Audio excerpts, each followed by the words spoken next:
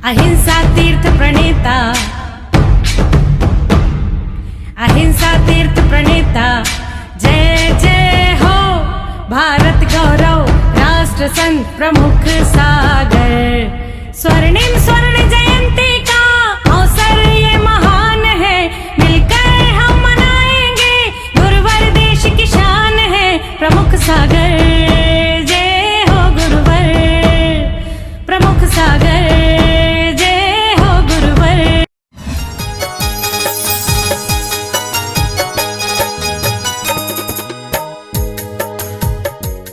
धर्म स्नेह भावात्माओं, भक्तांबर का आज हम 11वां काव्य बोल रहे हैं।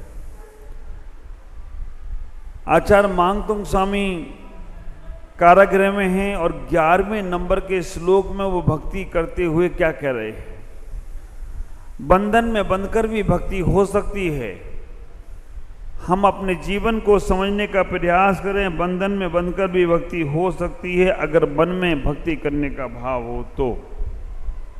11 नंबर के काव्य में आचार्य मांगतुंग स्वामी कह रहे हैं, एक बार उच्चारण करेंगे 11वें नंबर का काव्य। दृष्ट्वा भवन्ति मनिमीश विलोकनीयम्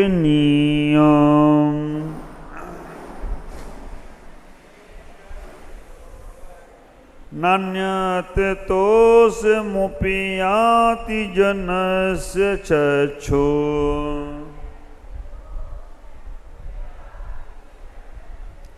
पित्वा पयाससिकर दुग्ध सिंधु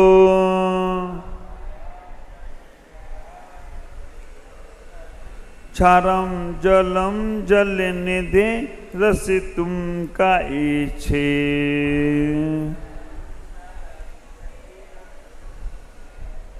आचार्य मांगतुंग स्वामी कह रहे हैं, हे भगवान, दृष्ट्वा भवन्त अन्मेष विलोकनीयम। हे भगवान, आपको देखने के बाद, दृष्ट्वा भवंत, आपको देखने और आपको देखना भी ऐसा नहीं आंखें झपका कर, अनिमेष विलोकनीयम, बिना आंख झपकाए आपको देखना। अनिमेष, पलकों को नहीं झपकाया, आपको देखने के बाद जैसे कभी कोई चीज आप देखते हो ना आश्चर्यकारी, तो कैसे करते हो, आंख फटी, अरे बाप रे, आंख फटी की फटी रह जाती। आंख देखती है तो आप विचार करना, देखती रह जाती है। ऐसे ही भगवान को अनिमेष, बिना पलक झपकाए देखना। नान्यत्र तोषमुपयाति जनस्य चक्षु।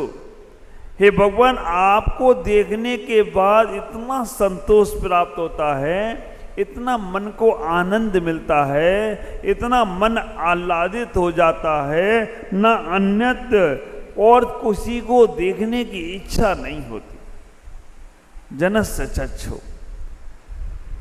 आप विचार करके रखना, भक्त भगवान के सामने जाकर कह रहा है, भगवान आपको देख लिया तो अब हमें और किसी को देखने की इच्छा नहीं होती।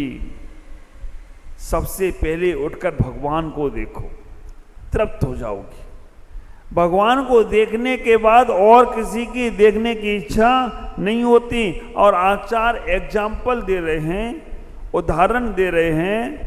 पित्वा पयाससिकर दुग्ध सिंधु, पित्वा पीकर, पया माने जल, ससिकर दुद्ध चंद्रमा के समान श्वेत, दुग्ध सिंधु, दुग्ध सिंधु का मतलब क्षीर सागर का जल पीने के बाद, क्षारम जलम जल निधि रसतुम का इच्छेद, क्षीर सागर का जल पीने के बाद खारे समुद्र का जल कौन पीना चाहेगा। अब आप विचार करके रखना, यहाँ पर आचार्य उदाहरण दे रहे हैं, भगवान आपकी भक्ति करने के बाद और दूसरे की भक्ति कौन करेगा। जब राजा ने ही तुम्हारी सुन ली तो आप विचार करना, सिपाही के पास कौन जाएगा। जब तुम्हारे पास राष्ट्रपति का सोर्स है तो आप एमएलए और विधायकों के पास जाकर क्या करोगे। जब तुम्हारे पास 3 लोक के नाथ हैं तो फिर अन्य देवी देवताओं के पास क्या जाने की जरूरत है। आचार्य मांगतुंग स्वामी कह रहे हैं कि मेरे पास भगवान आप हो, तीन लोक के नाथ हो, और तीन लोक के नाथ का मैंने दर्शन कर लिया तो संपूर्णता का दर्शन कर लिया, पूरे तीन लोक का नाथ के दर्शन कर लिया। अब मैं बाहर में जाने की जरूरत नहीं है।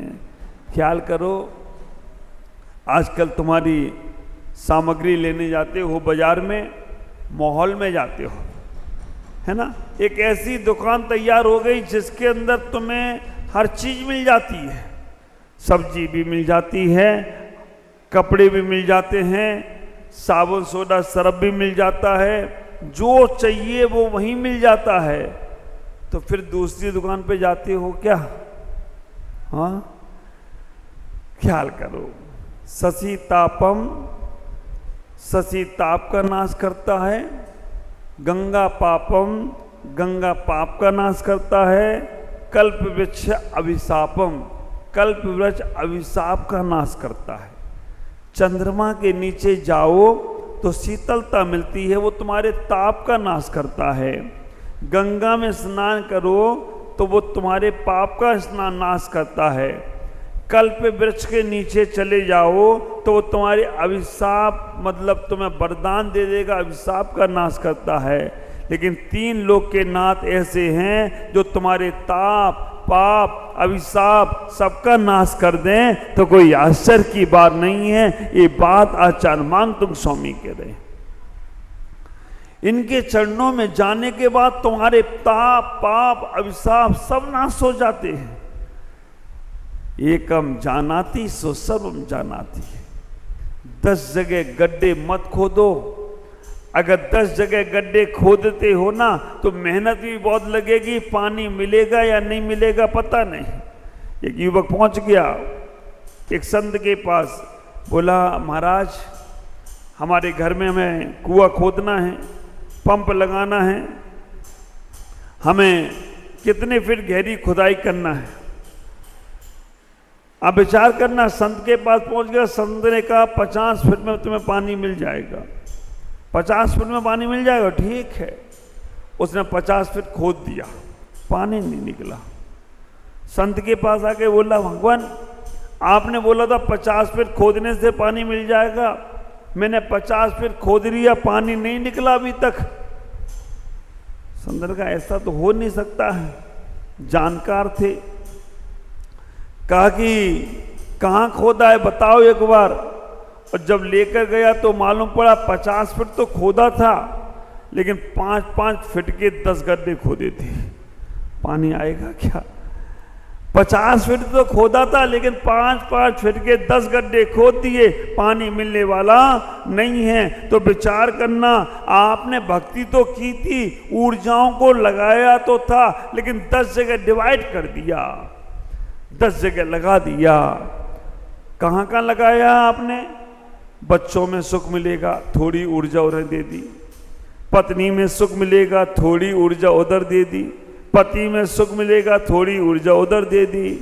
गाड़ी में सुख मिलेगा, बाड़ी में सुख मिलेगा, लाड़ी में सुख मिलेगा। ऊर्जाओं को डिवाइड करते चले गए, पदार्थों में चले गए, भौतिकता में चले गए।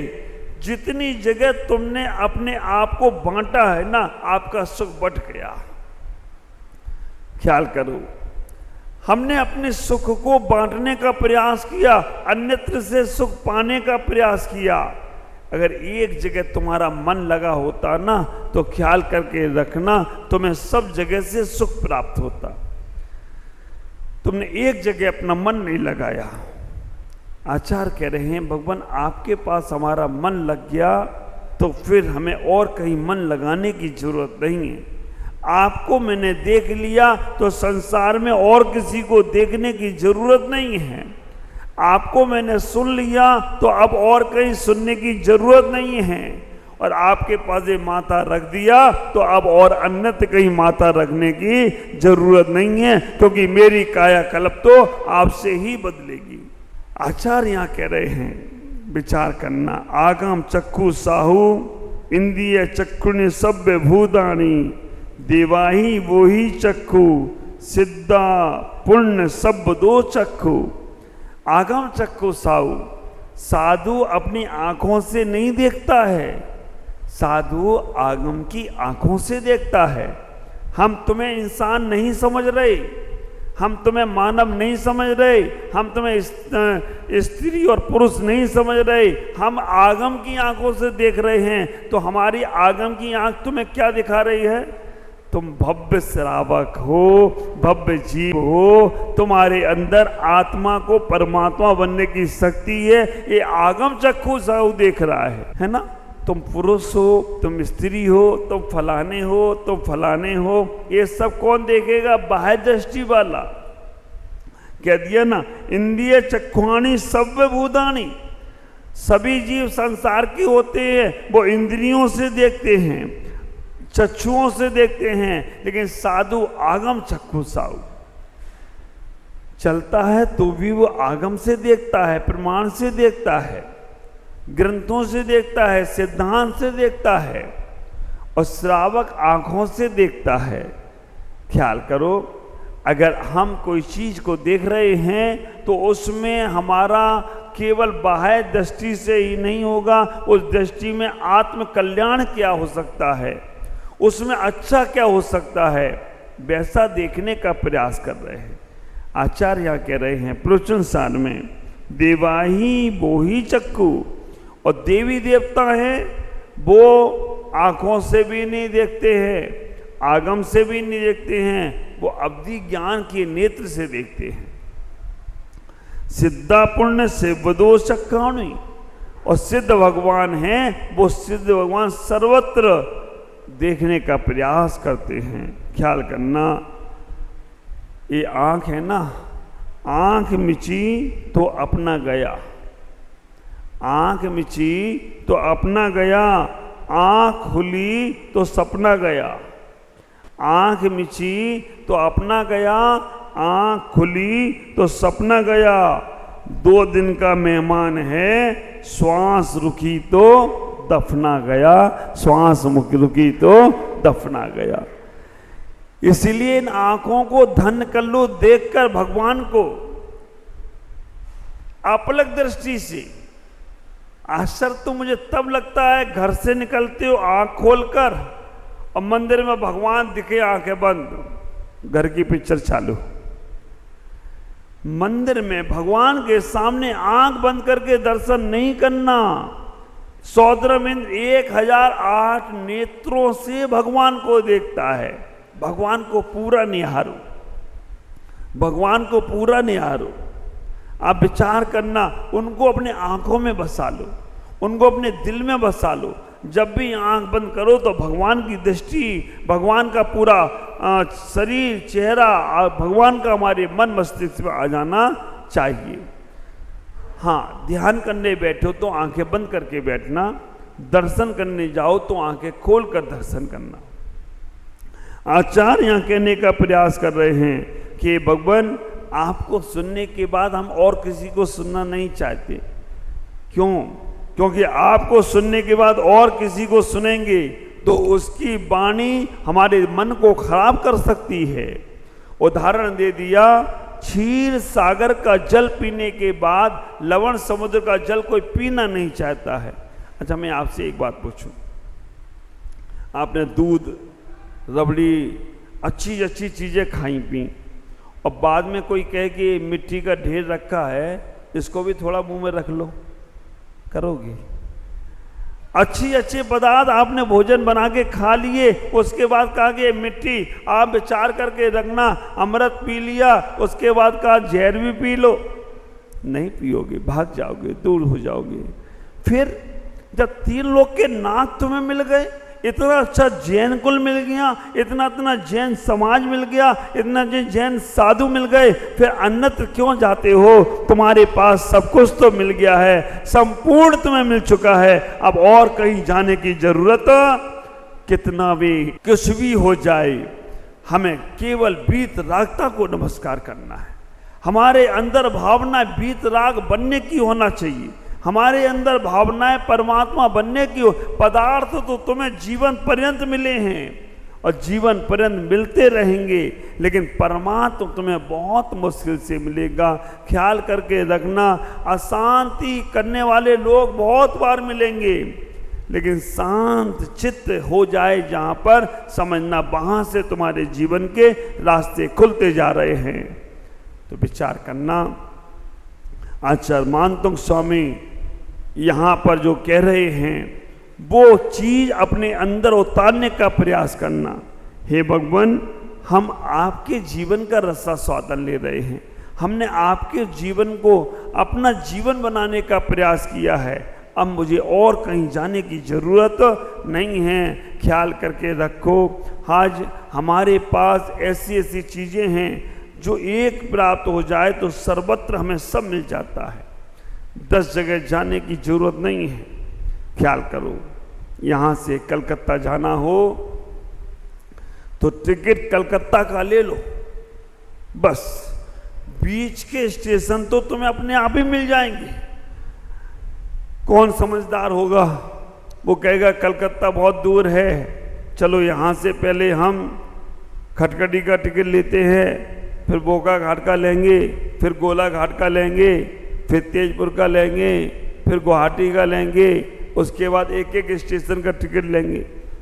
वो आदमी समझदार नहीं है। पहले घर में सुख ढूंढेंगे, व्यापार में सुख ढूंढेंगे, बाद में मंदिर में ढूंढेंगे, बाद में संयम का सुख लेंगे। वो आदमी समझदार नहीं है। लक्ष्य एक ले लो, बीच के स्टेशन तो अपने आप मिलेंगे। भावना ये बना लो कि मुझे अपने जीवन में परम शांति अवस्था को प्राप्त होना है। हे भगवान, मुझे आपसे ही सब कुछ पाना है। संसार के कर्तव्यों का पालन करते जाओ, संसार के लोगों के साथ उठना बैठना चलता रहे, संसार के लोगों के साथ क्रियाएं करते रहो, लेकिन लक्ष्य केवल इनका बना। लक्ष्य एक बना लिया तो विचार करके रखना, संसार भी चलता रहेगा और संन्यास और समाधि की भावना भी भाते रहोगे। मानता हूँ आचार्य, इतनी बड़ी बात सहज शब्दों में कह दी। हे भगवान, अब मुझे संसार में पदार्थ नहीं चाहिए, परमार्थ चाहिए। अब संसार में हमें भौतिकता नहीं चाहिए, आध्यात्मिकता चाहिए। अब हमें संसार में बाहरी लोग नहीं चाहिए, अंतरंग के लोग चाहिए। जब ये भावना तुम्हारी बनेगी तो तुम्हारा जीवन बहुत आनंदित होगा। आज इतना ही कहूँगा कि आप अपने जीवन में भक्तामृत के एक एक काव्य को अध्यात्म से जोड़ना। तंत्र मंत्र में बताना चाहूँ तो इतने सारे बता दूं कि आप भक्तामृत का मूल स्वरूप तो भूल जाओगे। माला पकड़ के माला में लगे रहोगे, तंत्र मंत्र करते रहोगे, यंत्र बनाते रहोगे, उसमें ही परेशानियां अपने आप दूर हैं। ख्याल करना, जैसे तुम्हारे अंदर भाव आया कि आप ही हो भगवान, आप जैसा ही बनना है, फिर बाहर की वस्तुएं तुम्हें परेशान नहीं करेंगी। हाँ, ज़्यादा ही परेशानी होती है तो टैबलेट खाना पड़ती है, वैसे ही ज़्यादा तकलीफ हो तो जिनेंद्र का नाम जाप करने से वो तकलीफें भी दूर होती हैं। आज इतना ही। ओम नमः जय गुरुदेव।